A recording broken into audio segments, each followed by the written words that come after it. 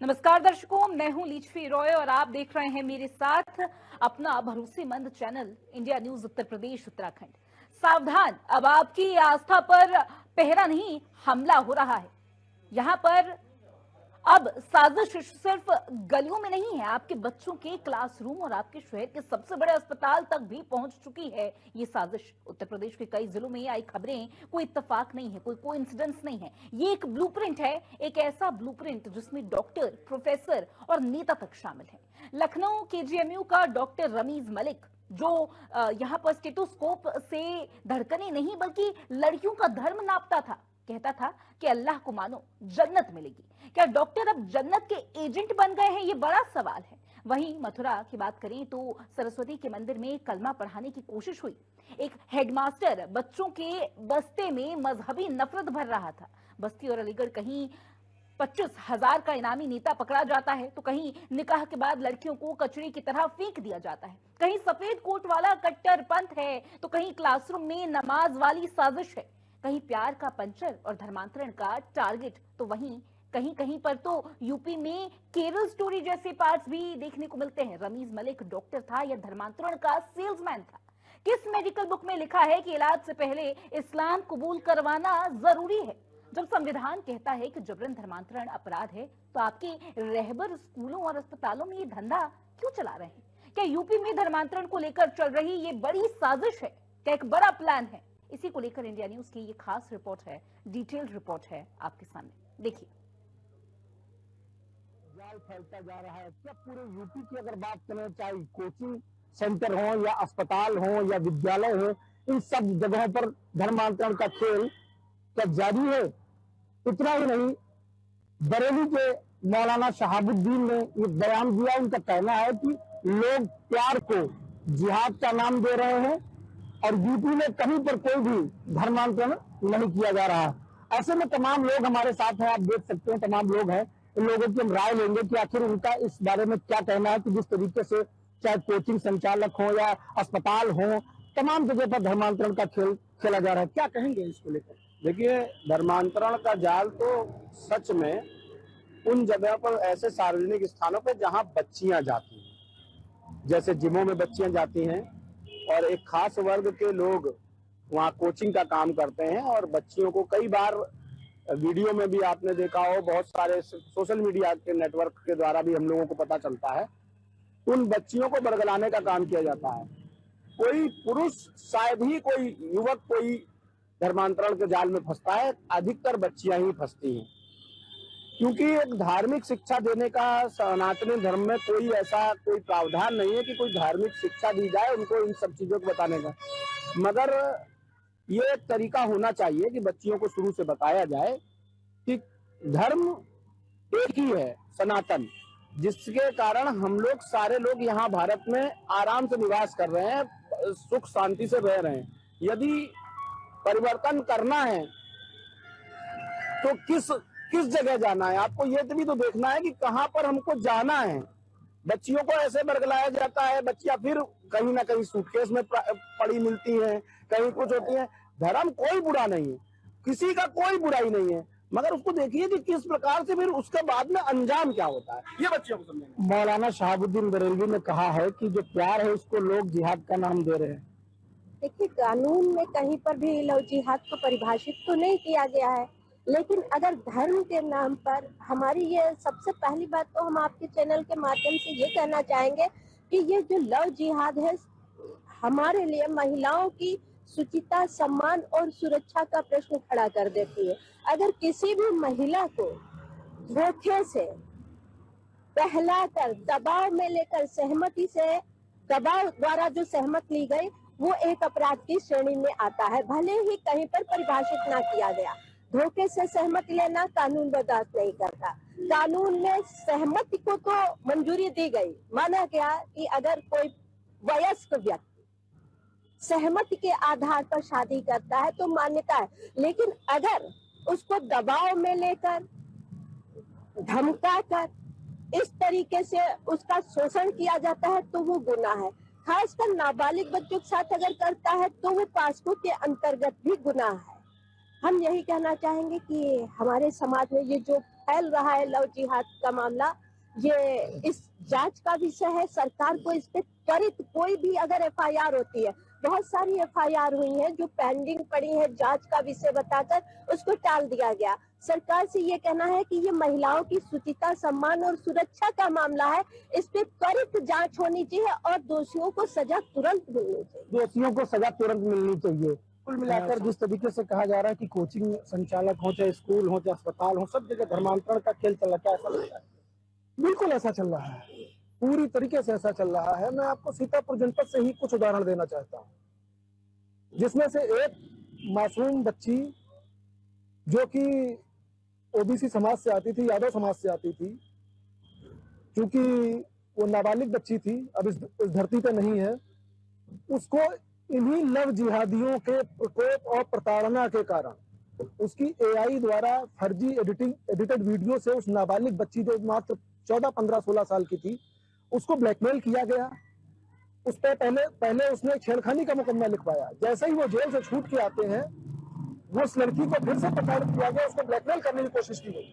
उसमें मुकदमा अपराध संख्या सहित मैं बता रहा हूँ, मुकदमा अपराध संख्या 399/24, सॉरी 399/25, थाना कोतवाली देहात में वो मुकदमा पंजीकृत हुआ। उस बच्ची ने सुसाइड कर लिया उस प्रताड़ना के कारण। दूसरा उदाहरण मैं आपको मानपुर थाने का दे रहा हूं। मानपुर थाने में एक लड़की बाल विधवा थी, उसको एक लड़का मारूफ, जो कि अपने आप को समीर शुक्ला बता करके, उसका उपनाम एक समीर था, समीर शुक्ला बता करके उसने उसको अपने मोहपाश के भ्रमजाल में फंसवाया। उसके बाद उस विडो लड़की को ले जा करके बिहार में बेचने का प्रयास किया। क्या प्यार के नाम को ही जिहाद कहा जा रहा है? ये प्यार के नाम पे जिहाद कहने वालों को खुद सोचना चाहिए कि प्रत्यक्ष उदाहरण, अगर प्यार के नाम पे जिहाद है तो छांगो बाबा वाला बहराइच का अभी बहुत प्रत्यक्ष उदाहरण है, जिसके सरकार की टिप्पणियां भी आई। अब वो रेट लगा करके जनरल कास्ट का रेट इतना, बैकवर्ड का इतना, इनका इतना धर्मांतरण कराने का पैसा आ रहा था, और इसका साबूत और साक्ष्य भी एलआई वगैरह से मिल गया। तो क्या इसके बावजूद भी अगर मौलाना जी को लगता है कि प्यार जिहाद है, तो ये तो उनका कहना तो सार्थक नहीं है, एकदम गलत है। ये जो भी हो रहा है, बैकवर्ड में जो बच्चियां नाबालिग हैं और थोड़ा सा निम्न परिवार से होती हैं, इनको तमाम ऐसी। साबुद्दीन रजवी बरेली का एक बयान सामने आया। उन्होंने कहा है कि यूपी में कहीं धर्मांतरण नहीं है, कहीं जिहाद नहीं है, लेकिन हिंदू जानबूझकर लव जिहाद की अफवाह फैलाते हैं। मेरे साथ तमाम हिंदूवादी कार्यकर्ता है, श्री कृष्ण जन्मभूमि संघर्ष समिति न्यास के जो अध्यक्ष है दिनेश पलारी। देखिए जिस तरीके से साबुद्दीन का बयान आया है, क्या कहना चाहेंगे इस पर? देखिए इनके प्यार में भी गद्दारी छुपी हुई है। ये प्यार भी करते हैं, षड्यंत्र करते हैं, गद्दारी करते हैं और नकली प्यार करते हैं। ऐसे लोग तो हमेशा से हमारे हिंदुस्तान के लिए ये दीमक हैं। इस दीमक को तो हिंदुस्तान से बाहर पाकिस्तान चले जाना चाहिए।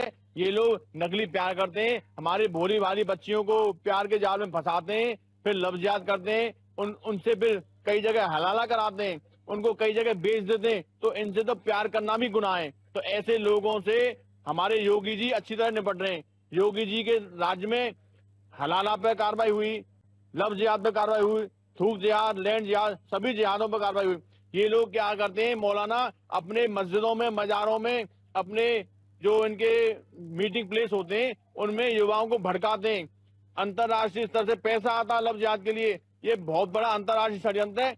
ऐसे लोगों पर योगी जी कठोर कार्रवाई कर रहे हैं और ये लोग हमेशा से हिंदुस्तान का खाते हैं और हिंदुस्तान के खिलाफ षड्यंत्र करते हैं। ऐसे लोगों पर जब तक कठोर कार्रवाई नहीं होगी तब तक ये लोग मानेंगे नहीं। और भी लोग मेरे साथ मौजूद है। महाराज जी, जिस तरीके से साबुद्दीन का बयान आया है, क्योंकि देखा जा रहा है कि कभी स्कूलों में, जिम सेंटरों में लगातार लव जिहाद की घटनाएं सामने आ रही है और मथुरा भगवान कृष्ण की नगरी है, यहाँ से कई बार लव जिहाद हुआ है। उस रेजिबी को मैं बोझ देता हूँ। तुम कहते हो ये प्यार की बात है, अरे तुम में प्यार कहाँ से हो गया? जो अपने बहन भाई से संबंध करे इनमें प्यार कहाँ से हो जाता है? जो मांसाहार करे उसमें प्यार कहाँ से हो जाता है? प्यार तो ये तो अधिकार चाहते हैं, प्यार नहीं चाहते हैं। ये इनका षड्यंत्र है और इस पर बहुत काम हो रहा है। पहली बार जब सरकार आई भाजपा की, तो पहली बार इन पर काम हुआ, परंतु अब ये मौका दूर से है कि कैसे भी करके बेमस्ता फैलाई जाए, पर ये होगा नहीं। हिंदू एक है, चारों वर्ण एक हैं, ये कभी हो नहीं पाएगा। रही प्यार की बात, तो इनके प्यार की बात बिल्कुल ढको से आए। ये अपने किसी से प्यार करते नहीं। औरंगजेब से ने अपने पिता को मारा, ये अपने पिता से प्यार नहीं करते, अपने भाइयों से प्यार नहीं करते। ये हमारी स्त्रियों से क्या प्यार करेंगे? ये तो हमारी स्त्रियां अपने हिंदू धर्म को जान रही हैं, बड़े ढंग से अब धर्म की तरफ बढ़ रही हैं। और हिंदुस्तान में तो स्त्रियों का, हमारी का राज रहेगा, हमारे अपने धर्म पर अड़े रहना। जय हिंद, जय भारत। तो तमाम जो हिंदूवादी कार्यकर्ता है, साधु संत हैं, ये अभी आप सुन रहे थे, इन्होंने साफ तौर से कहा जिन्होंने औरंगजेब में प्यार नहीं किया, उनकी संतानों ने अपने बाप से प्यार नहीं किया, वो हम हिंदुओं से या हिंदू स्त्रियों से क्या प्यार करेंगे? इनके मन में कट्टरता रहती है। जहां से में लेकर धर्मांतरण करते हैं, धर्मांतरण के बाद उत्पीड़न की जो महिला हैं वो लगातार शिकार होती हैं। ऐसे लोगों के खिलाफ सख्त कार्रवाई की मांग हिंदूवादी संगठनों के द्वारा यूपी के सीएम योगी आदित्यनाथ से की गई है। Veer Narayan Sharma, India news, Mathura. धर्मांतरण के मामले को लेकर के तमाम आए दिन नए नए मामले सामने आते रहते हैं। चाहे मिर्जापुर जिम का मामला हो, लखनऊ मेडिकल कॉलेज का मामला हो या अन्य किसी कोचिंग सेंटर का मामला हो, जिसको लेकर के बरेली के मौलाना शहाबुद्दीन रिजवी का कहना है कि उत्तर प्रदेश में कहीं भी कोई धर्मांतरण के मामले नहीं है। लोग प्यार को ही जो धर्मांतरण और जिहाद का नाम दे रहे हैं और जो उत्तर प्रदेश सरकार गुमराह कर रही है। ऐसे में मौलाना के बयान के बाद जनता में रोष और क्या कहते हैं हाथरस की जनता मौलाना के बयान को लेकर के, कुछ लोग हमारे साथ मौजूद है, उनसे बात करने का प्रयास करेंगे कि आखिर जिहाद को प्यार बताने वाले मौलाना के बारे में क्या कहेंगे। क्या नाम है सर आपका? मेरा नाम अभिषेक रंजन आर्य है। मौलाना शहाबुद्दीन रिजवी बरेली के हैं, जिन्होंने जो धर्मांतरण और लव जिहाद के मामले लगातार सामने आ रहे हैं उसको लेकर के उन्होंने प्यार बताया है। मौलाना साहब शायद टीवी नहीं देखते होंगे, हो सकता है कि उनकी किताब में वो टीवी देखना हराम हो। अगर टीवी देखते हो तो अभी बहुत चर्चित प्रकरण चल रहा था मिर्जापुर में जिम का। उस जिम में पुलिस को सबूत मिले, जो जिम संचालक था, संप्रदाय विशेष का व्यक्ति था, उसके मोबाइल में 100 से ज्यादा वीडियो मिले, आपत्तिजनक वीडियो थे, जिसके द्वारा वह हिंदू लड़कियों को ब्लैकमेल करके धर्मांतरण के लिए उन पर दबाव डालता था। इसके सबूत बाकायदा मिले और ये सब चीज टीवी पर चली। दूसरा, केजीएमसी लखनऊ में अभी डॉक्टर का प्रकरण चला और बहुत चर्चित प्रकरण था। सारे न्यूज चैनल, समाचार पत्रों ने दिखाया, बहुत लंबे समय से वो चल रहा है। उसमें कई गिरफ्तारियां हुई। उसमें मालूम पड़ा कि जो केजीएमसी में डॉक्टर था, उस डॉक्टर ने तमाम हिंदू लड़की जो उसमें पढ़ती थी, छात्राएं थी, एमबीबीएस कर रही थी, अन्य कोर्स कर रही थी, उनको आपत्तिजनक उनके वीडियो बनाए, उन पर धर्मांतरण का दबाव डाला। यह सब लव जिहाद है। तीसरा विषय इससे भी बड़ा चर्चित था, हम सबने देखा होगा, उत्तर प्रदेश का ही मामला था, बाहर का नहीं है। मौलाना साहब कह रहे अगर उत्तर प्रदेश में लव जिहाद नहीं है तो छांगुर बाबा का नाम सभी ने सुना होगा। छांगुर बाबा का जो प्रकरण था वो तो दुनिया को पता है, भारत में नहीं, भारत के बाहर भी लोगों को पता होगा। सब समाचार पत्रों में छपा, न्यूज चैनल में चला। 5000 से ज्यादा हिंदू युवतियों को बंधक बनाकर, दबाव डालकर, प्रलोभन देकर हिंदू युवतियों को इस्लाम ग्रहण कराने का आरोप छांगुर बाबा पे है। ये इतना बड़ा स्कैंडल था जो इस उत्तर प्रदेश में ही खुला है। दूसरा विषय, लव जिहाद का नाम हमने नहीं दिया, लव जिहाद का नाम केरल हाईकोर्ट ने दिया। केरल हाईकोर्ट के माननीय न्यायाधीश ने अपने एक फैसले में इस सब घटनाओं को लव जिहाद माना, तब ये लव जिहाद बंद हो सकता है। एक बार फिर लौटेंगे आपके पास। क्या नाम है सर आपका? मैं सुरेश अग्रवाल, मौलाना का जो बयान आया है उसके बारे में क्या कहना चाहिए? मौलाना का जो बयान एक सोची समझी साजिश के तहत भारत में हिंदुओं के प्रति एक फंडिंग के जरिए लव जिहाद, लैंड जिहाद और बिजनेस जिहाद, ये गली गली, गांव गांव, नगर नगर घूमकर हिंदू युवतियों को मोहजाल में फंसाकर और गुमराह कर और फंडिंग के माध्यम से उनको ब्लैकमेलिंग का जो कार्य कर रहे हैं और जो वामपंथी विचारधारा के लोग हैं वो इनका सहयोग प्रदान करके हिंदुओं के बच्चियों को गुमराह करके लव जिहाद के माध्यम से फंसा रहे हैं। मैं चाहूंगा प्रदेश सरकार और केंद्र सरकार इन मदरसे और मस्जिदों की, इमामबाड़ों की सामूहिक जांच कराकर मौलानाओं की जो सरकारी तनख्वाह दी जा रही है उसको खत्म किया जाए, क्योंकि मौलानाओं द्वारा एकमात्र वर्ग विशेष को धार्मिक शिक्षा दी जाती है, जबकि हिंदुओं के लिए ऐसा कोई प्रावधान नहीं है, क्योंकि भारत धर्मनिरपेक्ष देश है। इसलिए एक समानता के आधार पर मौलानाओं की ये जो पेंशन तनख्वाह आदि है इसको समाप्त करके इनके खिलाफ विभागीय जांच होनी चाहिए। राष्ट्रीय महिला आयोग की अध्यक्ष बबीता चौहान वो यहाँ आई थी और जिस तरीके से मिर्जापुर में जिन का मामला हुआ था, जिनके जो मामला सामने आया था धर्मांतरण और जिहाद का, उन्होंने कहा था कि महिला जो जितनी भी जिम है तो उनके लिए महिला ट्रेनर होनी चाहिए और जिम जिहाद का उन्होंने नाम दिया था। क्या कहेंगे? मैं सबसे पहले तो